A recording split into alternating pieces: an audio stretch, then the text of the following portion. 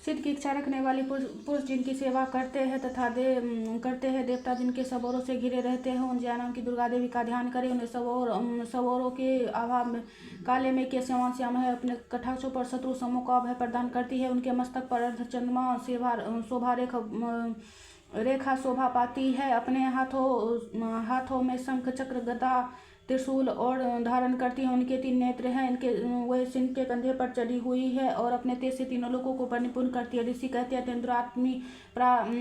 अत्यंत पराक्रमी दुरात्मा महिषासुर देवी दैत्य सेना देवी के हाथों मारे जाने पर इंद्रादि गण देवता प्रणाम के लिए गर्दन करने लगे तथा कंधे झुकाकर उत्तम वचनों से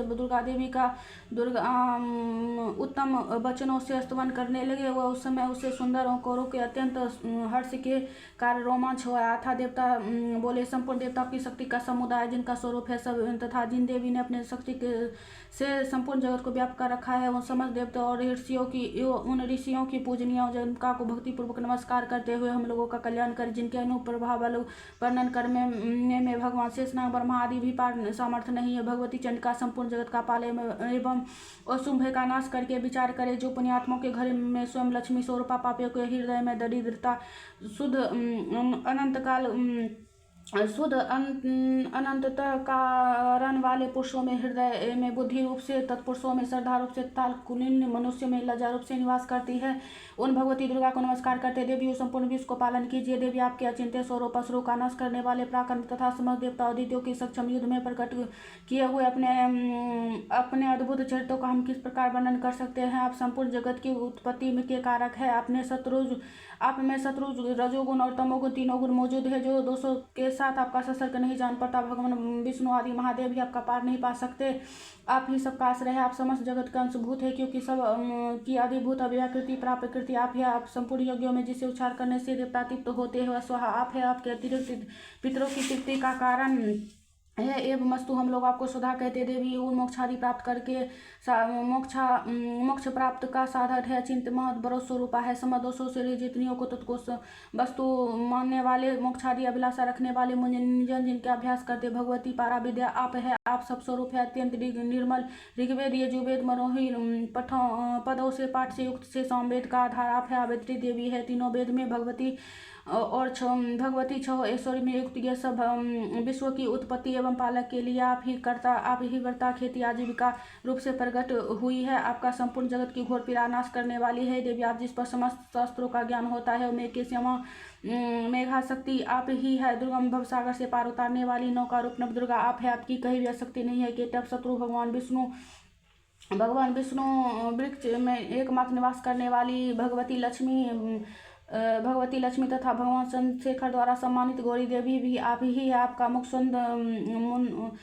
मुख मुंद मुस्कानों से सुशोभित है। निर्मल पूर्ण चंद्रमा बिंब का अंकन करने वाला उत्तम गुणों को मनोहर क्रांति से अमिकाम युक्त है। जो सभी से देखकर भी महिषासुर क्रोध हुआ, उस पे प्रहार कर दिया। यह सब आश्चर्य की बात है देवी। आप मुख क्रोध से युक्त होने पर उदय हुए काले चंद्रमा की भांति लाल लाल तनी हुई भोगे विकराल हो उठा। यह सब देखकर भला महिषासुर तुरंत प्राण नहीं छोड़ निकल गए। इसे भी बढ़कर आश्चर्य की बात है, क्योंकि क्रोध में भरे हुए यमराजों को कर भला कौन जीवित रह सकता है। देवी आप प्रसन्न स्वरूप आपके प्रसन्न होने पर जगत अभ्युदय होते हैं। क्रोध करने पर ना जाने कितने कुल का तत्काल सर्वनाश कर डालती हो। यह बात अभी में आई है, क्योंकि महिषासुर का विशाल क्षण आपके कोप से क्षण में नष्ट हो गया तथा विद्या प्रदान करने वाली देवी जिन प्रसन्न होती है सब देशों में सम्मान पाता है। वह उनके धर्म कभी उन्हें धन और यश की प्राप्ति होती है। उसके धर्म कभी शिथिल नहीं होते तथा अपने कष्ट इष्ट पुत्र और स्त्री के साथ मृत्यु के साथ धन्य माने जाते हैं। देवी आपकी कृपा से पुण्यात्मा पुरुष प्रतिदिन अत्यंत श्रद्धा के साथ सब प्रकार के धर्मानुकूल कर्म करता है। उसे प्रभाव से स्वर्गलोक में जाता है। इसलिए आप तीनों लोगों का निश्चय ही मनोवांछित फल देने वाली माँ दुर्गा आपका स्मरण करने पर प्राणियों का भय हर लेती है। स्वस्थ पुरुष द्वारा चिंतन करने पर आपन कल्याण बुद्धि प्रदान करती है। दुख दरिद्र भय हरने वाली देवी आपके सिवा दूसरा कौन है, जिसका चित्त अभी उपकार करने के लिए सदा दायित्व रहता है। देवी राक्षसों को मारकर संसार को सुख में लिया राक्षस काल तक भले ही पाप करते रहो। इस संग्राम में संग्राम में मृत्यु को प्राप्त होकर स्वर्गलोक में जाइए। निश्चय यही सोचकर आप शत्रु पर शत्रु की प्रहार करती हो। आप शत्रु को प्रहार क्यों करती? समस्त शत्रु देशने मात्र से भस्म क्यों नहीं कर देती? इसमें रहस्य है। जो शत्रु तुम्हारे शस्त्र पवित्र होकर उत्तम लोकों में जाए इस प्रकार का प्रति आपका विचार भी अति उत्तम रहता है। कंस से तेज पूंजी भयंकर धूप से दीप्तियों से तथा आपके शुल को अग्रभागी से धनुधुरी तथा चौधरी आकर जो असुरों को आंखें फूट नहीं गई, उसके कारण यह था कि मनोहर रश्मि के युक्त का चंद्रमा के समान आनंद प्रदान करने वाली सुंदर मुख का दर्शन करके देवी आपका शील दुराचारी को दुर्बर्तावों को दूर करने वाला है। आप साथ ही यह रूप ऐसा है जो कभी चित्त में नहीं आ सकता, जिसकी कभी दूसरों के साथ तुलना नहीं हो सकती। आपका बल और पराक्रम दोषों के नाश करने वाला है। देवताओं पराक्रम को नष्ट कर चुके, इस प्रकार अपने शत्रु का समुदाय प्रदान करती वरदायिनी देवी आपकी इस पराक्रम की किसके साथ तुलना हो सकती है। तथा अभय देने वाली मनोहर अत्यंत मनोहर ऐसा रूप आपके सिवा और कहाँ? हृदय में कृपा और युद्ध में निष्ठुरता, ये दोनों बातें तीनों लोगों के भीतर के बल आप में ही दिखाई देती है। माता आप शत्रु का नाश करके समस्त लोग की रक्षा की, शत्रु युद्ध में भूमि मारकर स्वर्ग में पहुंच जाइए तथा उत्तम देवताओं द्वारा होने वाले हम लोगों को भय दूर कर दिया। आपको नमस्कार है देवी। आप शूल से हमारी रक्षा करें, खम से भी हमारी रक्षा करे, घंटा ध्वनि और धनुष के टंकार से भी हम लोगों की रक्षा करी। इसी चंडी के पूर्व पश्चिम और दक्षिण दिशा में हम लोगों की रक्षा करी। ईश्वरी हम लोगों को अपने सुर को घुमा घुमा कर उत्तर दिशा में हम लोग की रक्षा करे। तीनों लोगों में जो आपका सुंदर एवं भयंकर रूप विचरते रहते हैं, उन द्वारा सबकी भूलों की रक्षा करें। अंबिके में कर पल्लव शोभा पाने वाली खंग शूल आदि गदा जो अस्त्र शस्त्र सबसे हम लोग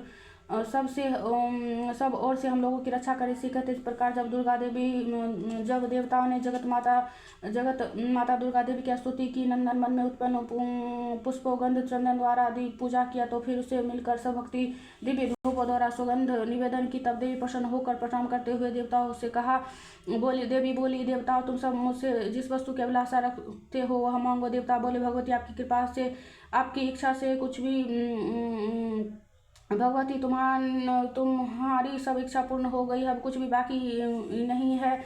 तुम्हारी कृपा से शत्रु महिषासुर मारा गया। माते से यदि आप हमें वर देना चाहती हो तो जब हम आपका स्मरण करें तब आप हम लोगों का महासंकट दूर करके प्रसन्न मुखी अंबिके जो घोर संकट दूर कर दिया करे, तथा प्रसन्न मुखी अंबिके जो मनुष्य द्वारा आपकी स्तुति करे उससे वृद्ध समृद्धि वैभव देने के साथ साथ उसकी धन और स्त्री आदि संपत्ति को भी बढ़ाने के लिए सदा हम पर प्रसन्न ऋषि कहते हैं। राजन देवताओं ने अपने जगत के कल्याण के लिए भद्रकाली देवी को इस प्रकार प्रश्न किया तो अंतर ध्यान हो गई। भूखा इस प्रकार पूर्व लोकों में तीनों लोग आचरने वाले देवताओं के शरीर से जिस प्रकार प्रकृष्ट हुआ सब कथा मैंने सुनाया। पुनः देवताओं को उपकार करने के लिए देवी देवता शुभ एवं वध करने एवं सब लोगों की रक्षा करने के लिए गौरी देवी के शरीर से जिस प्रकाश प्रकट हुई थी और सब प्रश्न मेरे में से सुनो। मैं इससे तुम्हें वर्णन करता हूँ।